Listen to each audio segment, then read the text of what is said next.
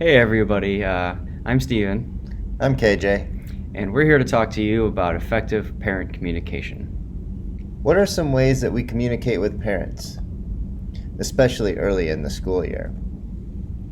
We give them a syllabus which talks about our classroom expectations, introduces the class course, and even some grading and behavior type options. We send them a Google Classroom invite so they can see what their students are doing, what they're handing in, and some of the assignments that you're handing out to them. Many of us will even send an email to the parents just saying, hey, here's who I am, and I just wanted to start the communication this way. We met several parents at back to school night. We talked about and showed them what the classroom is really about. And finally, early in the semester and throughout the semester, we're going to contact parents about low grades, how to improve these grades, and even get those fun Infinite Campus blast emails. And as a special ed teacher, we send out case manager letters to the kids on our caseload. So let's talk about the importance of effective and efficient communication, why it's such a big deal.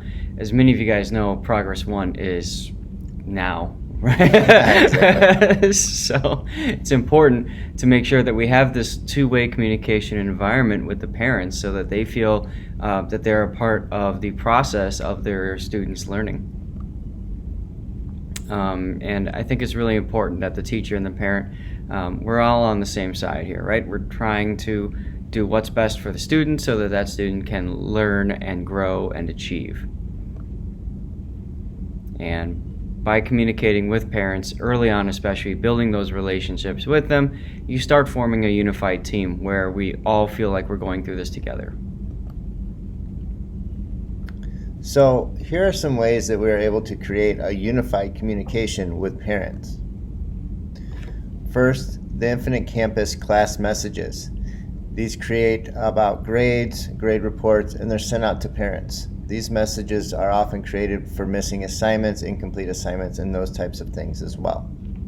Yeah, and sometimes there's also grade reports. This is something that I just did last period, was printing out copies of grade reports for parents to sign, have conversations with their students about. I always include my policy for makeup work, retakes, that sort of thing, just so it's right there in front of them. And it's an avenue of communication. It's really important. And then progress reports, like we said, Progress 1 is right up on us. So we use these, we can create comments for every student. It would be a good idea, especially early on in the semester here, if you can go in and try to create some sort of a comment for every student. I know it takes time and effort, but just showing that you care a little bit that way really opens the eyes of parents and will help build that unified team and the positive communication with parents and even students. And then there's plenty of other ways that, of course, you can try to find unified communication. If you are regularly sending out emails via Infinite Campus class messages or your own email list, that works really well, keeping the parents updated. I know some of you guys like to send out calendars. Here's the month of September, what we're going to do, and that sort of thing. Some of you maintain a class website that's really useful for parents to get information about what's going on, where to find things, that sort of stuff. Some of you do newsletters, and then of course there's also Google Classroom. I think the important thing, of course, is to be proactive with your parents when you're communicating with them. You want to try to make 1 or 2 positive contacts per student per semester. You want to be diligent about communications with low grades. That's really important. We often say, you'll hear your department chairs telling you, make sure you've got at least 1 contact logged in Infinite Campus for any D or F students.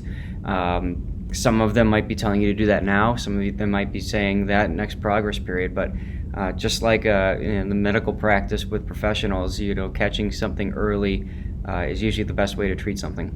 What would you like the student to do? I think that's always important, especially if you're calling or emailing home. But you can do that also in the progress reports. What are you not seeing happening? Maybe the student's not studying for tests, or they're not doing all their homework assignments, that sort of thing. So we said, here's what you need to do. here's what we want to see. When they see it, give a follow-up. Give a follow-up to the student, give a follow-up to the parents. Promote advocacy. Okay, always want to have the students advocate for themselves. Maybe they can ask, what can I do to improve my grade, or those types of things. If you can be positive when they advocate for themselves and you can promote that, that is a great way to build this relationship and communication. And then finally, be sure to log your contacts. So why is it that we are coming to you today with this whole video? You might recall at the beginning of the year, Eric gave us this printout essentially of all the students in the school, asked us to put little sticker dots next to each student that we've built some sort of relationship with. Now it's your opportunity and your job to create your own connections. That's right. Get out there and save the world.